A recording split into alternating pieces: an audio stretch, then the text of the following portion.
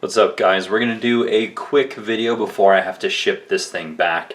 But this is a Brown Knives Servo, and this is, well, his most recent build as of the time of this video.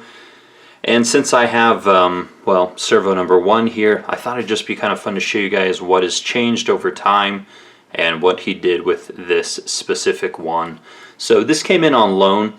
Kind of interesting, but, you know, when we built this one, man, I don't even know how long ago now, well over 6 months, we had talked about making something else that I thought would be really cool, and he wasn't really interested, but with the coaxing of his wife, he finally lamented, and he made this really cool ring here out of some sort of stainless Damascus, probably Vegas forge if I had to guess, but anyway, so we talked about this a long time ago. It took him a long time to get to it. He's obviously been pretty busy with the Servo models, but I thought I'd show it to you guys because I thought it was pretty interesting. So this finally came in, and with it he sent his newest Servo build, which is right underneath me. I'll show you guys that one in detail, but that's what the ring looks like, so pretty cool. Alright, so let's take a look at this one. And again, this will just be a quick video. I didn't really do any research before this, but this is milling pattern version 2 essentially. So you have, you know, all this millwork. I'm not quite sure how to describe it, kind of a geometric pattern of sorts. What's really cool is with the way he anodizes it and then presumably stone washes it, you end up with, you know, near the mill lines you have a lot more anodizing left over, and so creates a really interesting visual pattern. Obviously as the light hits it, this thing is just gorgeous. So yeah, I've been playing with this one for the last couple days, cheating on Servo 1 here. So, you know, this is a really special build for me with my logo on it. But I'm going to be honest, I mean, some of the upgrades here are pretty incredible. So anyways, let me show you the pivot here. Obviously a captured pivot, some really intricate millwork, absolutely stunning. And then here's the lock side, where an Allen key fits in, which he included in the box. This one you could use a flathead on, so, you know, slight differences in the pivot hardware.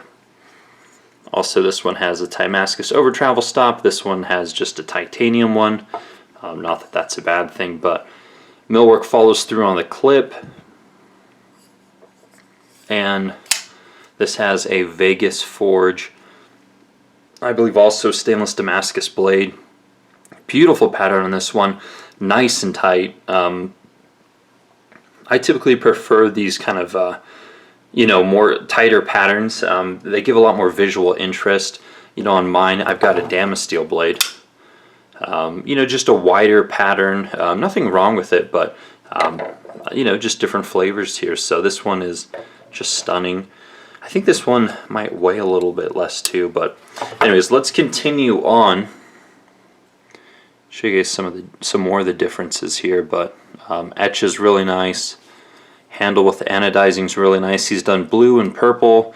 So he's like, hey, what color should I do this one? I said bronze would be pretty cool, and it turned out awesome. So there's the back spacer.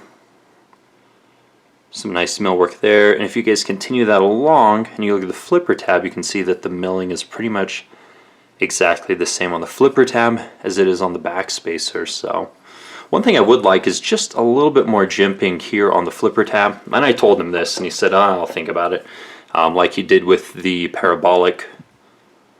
You know, just gives you a little bit more grip there. So, but you know, this one's not bad. Slipped once or twice, but by and large I get it without a problem. So, and man, just the smoothness of this thing is really unlike anything else. So I think mine is just as smooth, actually.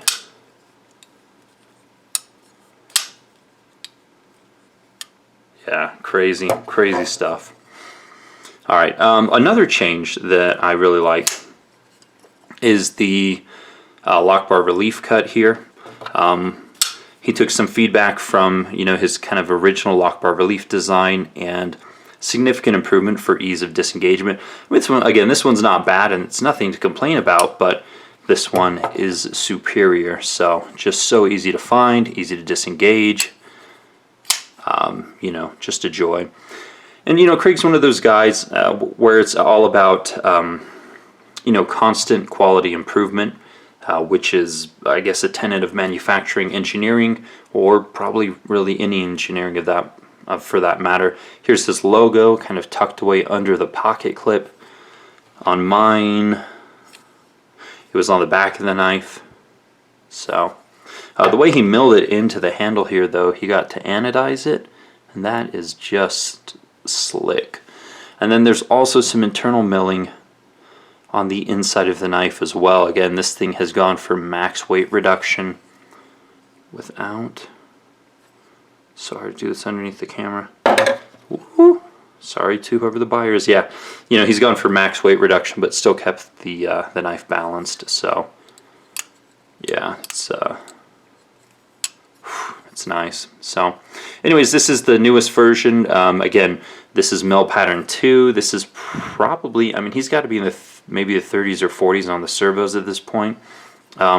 What he's done now is he's pretty much finished all his book orders as far as I'm aware, and he's doing kind of just maker's choice at this point, where he goes through and, you know, he makes a knife and then he puts it up for sale, and prices are pretty reasonable. I mean, obviously this one with the Damascus blade would be a bit more, but some of his more basic builds are like in the $600-700, which is, you know, very, very fair for the quality of work here.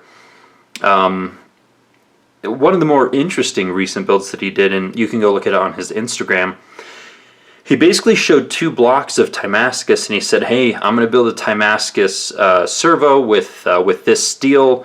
You know, if you want it, basically email me, and it's your build, and you pay for it. So, you know, I don't know who got that one, but, you know, that's pretty cool, to where he's just like, hey, if anyone wants it, I'll build it, you can take it. And someone definitely wanted that because it went quick, just like everything else. So, you know, his website is probably a good spot to see what's up to date. Following him on Instagram is probably a good place to do it.